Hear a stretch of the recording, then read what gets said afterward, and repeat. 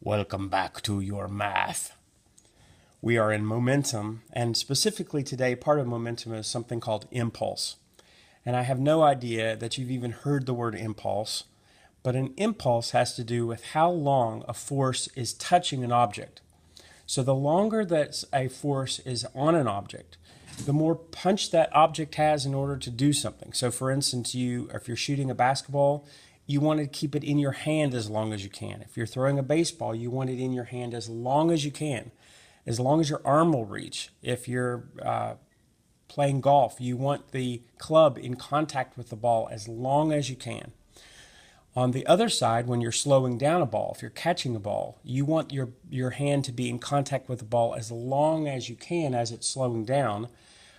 Same thing if you were dropping something, you would want to land on something soft, something that'll spring and give. You want to jump on a trampoline rather than jumping on the ground. It's a lot more fun because it's essentially increasing your impulse. How long a force is in contact with with the object that it's moving. All right. So the impulse formula has to do with momentum. If you remember, momentum is mass times velocity. If you change velocity, let's say you go from 0 to 50, okay, it's going from 0 to 50, it's increasing its velocity, and you have the same mass going from 0 to 50, you've changed its momentum. This is a change in momentum. Impulse, which is force times time, is the change in momentum. So what's the momentum you had at the beginning? What's the momentum you had at the end? That's impulse. Okay, so specifically, it's how long a force can touch an object, but mathematically, it's equal to the change in momentum. Okay, whether or not you understand that yet, this is your first introduction to it. So let's look at a couple questions. Auto companies frequently test the safety of automobiles by putting them through crash tests to observe the integrity of the passenger compartment. If a 1,000-kilogram car is sent towards a cement wall with a speed of 14 meters per second, and the impact brings it to a stop in a very short time, 8 times 10 to the negative 2 seconds. What's the average force it is brought to with what average force is it brought to rest? Okay. Well, I want to know force. So I have all of the rest of the information. So I'm going to get rid of the time, and I'm going to say force is equal to the mass times the change in velocity over the change in time. And then I'll fill in whatever I know. I know that it's a 1,000-kilogram car. That's easy. I also know that the time was 8 times 10 to the negative 2 seconds. So this is kilograms. The change in velocity, I'm going to have to know what it started at and what it went with, unless they tell you what that is. They already told you that the change is 14 meters per second. So that's all I'm going to use. So 14 meters per second. So I have 1,000 kilograms times 14 meters per second divided by the time. Okay.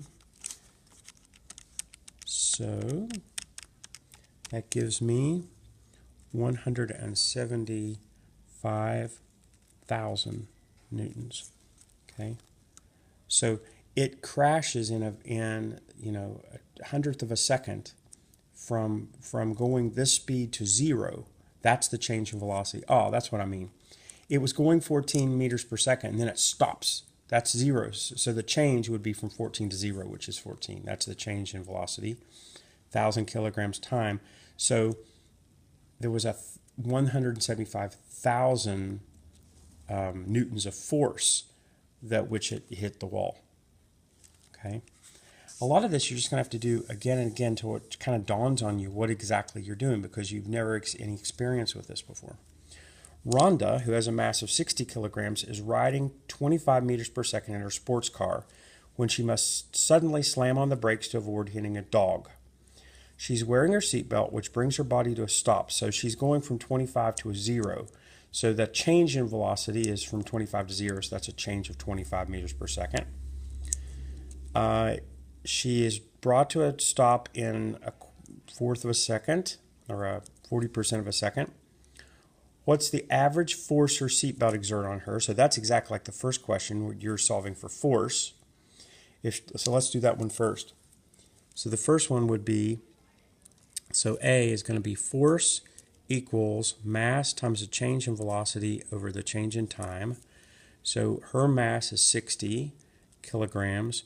Her change in velocity is going to be 25 meters per second. And the time is 0.4 seconds. Okay, so that gives her 3,750 newtons. Okay, so that's similar to the other one where she is braking in a certain amount of time. This was a lot longer it took to brake, so she didn't exert a force as strong as the crash test dummy. The second one, B, says if she had not been wearing her seatbelt and the windshield had stopped her. Okay, so her seatbelt gives. There's a spring in there. There's a strap that gives a little bit, so it slows you down. It slows your body slower than if she would have whacked the windshield. So the windshield does slow you down, but it slows you down all at once. Okay, so the seatbelt slows you down in a longer amount of time, 0.4 seconds. The windshield would have slowed you down in a slower amount of time, which was, thousandths of a second, which means your force is going to be huge, okay, which could kill you. That's why a seatbelt will actually save your life, because it slows you down slower, and an airbag even slower than the seatbelt. Okay, so let's see. We're going to have these two are the same, only the time is going to be different. So we're going to have 60 times 25 over 1 times 10 to the negative 3 seconds. Okay, so my goodness, that is big. It's 1.5 times 10 to the 6 newtons. That's 1.5 million newtons. It kills you. That's what kills you. You can't survive that. But you can survive with your seatbelt, even though it's just a strap. And then the last time, how many times greater is the stopping force in the windshield than the seatbelt? Well, you just divide it.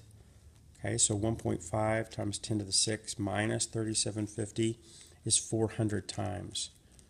So it's 400 times slower, so it's going to be 400 times less newtons or less force. Okay, and the last one, on October 17th, 2006, the population of the United States reached 300 million. You can tell my book is a little old. It was on sale. If all those people in the United States, I guess, jumped in the air simultaneously, pushing Earth with an average force of 800 newtons for a time of 0.10 seconds, what would happen to the Earth? So it's the idea, if everybody on one side could jump, is it going to shove the Earth enough to where it's actually going to move the Earth? And that's the idea. So here's the kilograms of the Earth. So we want to know, essentially, its velocity. What would the velocity of the Earth be with this much force?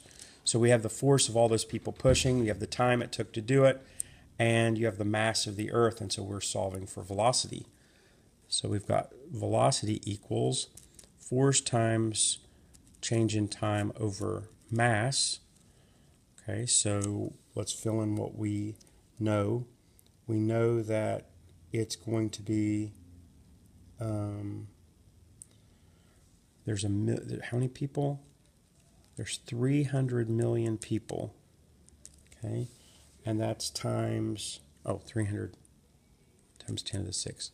300 million, that's 300 million people. And each of them are shoving with 800 newtons. Okay, that gives you the force. Okay, and then we're going to divide. I need to know how much the time, so I have to do change in time. So that was what, 0.10 seconds. And then I'm going to divide it by the mass of the Earth, which is 5.98 times 10 to the 24 kilograms. Okay, so that's going to be 3.2 times 10 to the minus 15 meters per second. So like 10 to the 1 would be 1/10 of a meter per second. This is 15 zeros in the other direction, which means it's nothing. Like it doesn't even, like 1 meter per second is going to go 3 feet in a second. You can see that moving. If this is to the 15th power negative, it means no effect. If every single person in America would jump at the same time, the Earth is so big that it would absorb that with no effect that it would even see. Okay? So, thank you very much.